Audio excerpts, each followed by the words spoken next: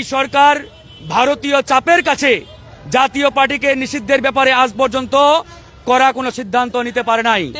তাই আমরা আজকে দেখেছি, যখন আমরা আওয়ামী দোসর এবং জাতীয় পার্টি নিষিদ্ধের দাবিতে আজকে পল্টন এলাকায় বিক্ষোভ মিছিল করেছি, সেই বিক্ষোভে পিছন থেকে জাতীয় পার্টির ব্যানারে জাতীয় পার্টি এবং তাদের সহযোগী আওয়ামী লীগের সন্ত্রাসীরা আমাদের নেতাকর্মীদের উপরে অতর্কিত হামলা চালিয়েছে। এবং এই সন্ত্রাসী হামলায় আপনারা দেখেছেন পুলিশ এবং সেনাবাহিনীও একবারে একাকার হয়ে আমাদের সভাপতি জনাব নুরুল হক নূরের উপরে যে নারকীয় তাণ্ডব চালিয়েছে, এটা আসলে বিগত 15 বছরের ফ্যাসিবাদকে আঙ্গুল দিয়ে দেখিয়ে দেয়। আজকে আমরা স্পষ্ট করে বলছি, এই পুলিশ প্রশাসনের 90% এখনো আওয়ামী দোসর এবং ভারতীয় দালালেরা ভরপুর রয়েছে। এই ভারতীয় দালাল, এই ভারতীয় দাসরদের রেখে আগামীর বাংলাদেশকে আমরা কোনোভাবেই চিন্তা করতে পারি না।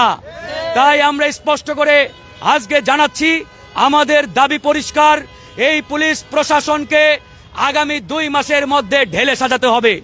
পুলিশ এবং প্রশাসনের মধ্যে যে সকল ভারতীয় রয়ের এজেন্ট রয়েছে, ভারতীয় দালাল রয়েছে, আওয়ামী পেপাত্তা রয়েছে, এদেরকে অনতিবিলম্বে বহিষ্কার করতে হবে। সেনাবাহিনীর বিরুদ্ধে ভিতরে শুদ্ধি অভিযান চালাতে হবে। এই সেনাবাহিনী বাংলাদেশের দেশপ্রেমিক সেনাবাহিনী হিসাবে আমরা তাদেরকে দেখতে চাই। সেনাবাহিনীর ভিতরে কোন ভারতীয় রয়ের এজেন্টকে আমরা আর দেখতে চাই না। তাই প্রিয় বন্ধুগণ, আমরা আজকে থেকে সম্মিলিতভাবে আওয়াজ তুলব, এই জাতীয় পার্টিকে আগামী 3 দিনের মধ্যে নিষিদ্ধ ঘোষণা করতে হবে। ইতিমধ্যে বিএনপির সাথে আমরা যোগাযোগ করেছি, জামাত ইসলামের সাথে যোগাযোগ করেছি, 12 দলীয় জোটের সাথে যোগাযোগ করেছি, ইসলামী আন্দোলন সহ এনসিপি প্রত্যেকটি দেশপ্রেমিক দলের সাথে আমরা যোগাযোগ করেছি। প্রত্যেকে এই বিষয়ে একমত, আগামী 3 দিনের মধ্যে এই জাতীয় মুনাফেক পার্টি ওরফে জাতীয় পার্টিকে নিষিদ্ধ ঘোষণা করতে হবে। আগামী কাল থেকে আমাদের খেলা হবে ডু অর ডাই। আমি ফারুক হাসানের পা দেখেন প্লাস্টার করা, এই প্লাস্টার ওলা পা নিয়ে আমি আসছি। একটা কথাই বলতে চাই, আমার সহযোদ্ধা ভিপি নূরের এই রক্তাক্ত ছবি দেখে আমি হাসপাতালের বেডে থাকতে পারি নাই। আমি সেখান থেকে উঠে, আমি গত 4 দিন আগে আপনারা জানেন ভয়াবহ সড়ক দুর্ঘটনায় আমি আক্রান্ত। আমি হাসপাতালের বেডে শুয়েছিলাম, সেখান থেকে আমার হাতে 4টি সেলাই, আমার পা প্লাস্টার করা। আমি আসলে কোনোভাবেই টিকে থাকতে পারি নাই। আমি সেই বেড থেকে উঠে আমি কিন্তু এই হাসপাতালে আসছি। আজকে আমি একবার স্পষ্ট করে বলছি, আগামী কাল থেকে খেলা হবে ডু অর ডাই।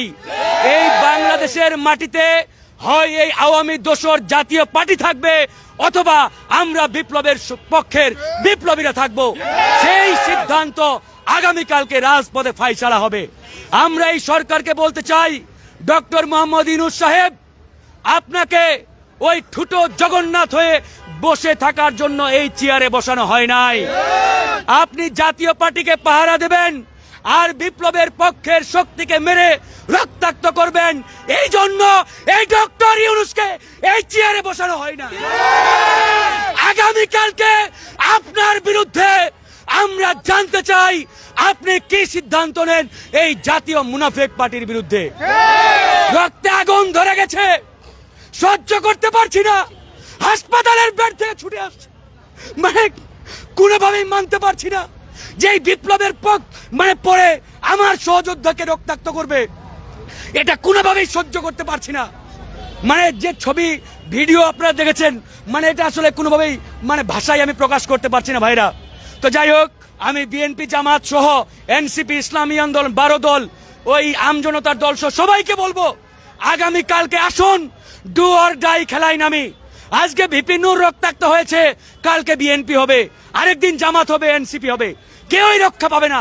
কারণ এই পুলিশ, এই প্রশাসন 90% এখনো ভারতীয় দালালেরা বসা রয়েছে, আওয়ামী লীগের দোসররা বসা রয়েছে। এরা আমাদের কাউকেই ছাড় দেবে না। তাই আমরা জীবন বাজি রেখে কালকে থেকে খেলায় নামবো। হয় জাতীয় পার্টি আওয়ামী দোসররাই বাংলাদেশে থাকবে, না হলে আমরা এই বিপ্লবী যোদ্ধা যারা আছি আমরা থাকবো। ইনশাআল্লাহ কালকে রাজপথে দেখা হবে।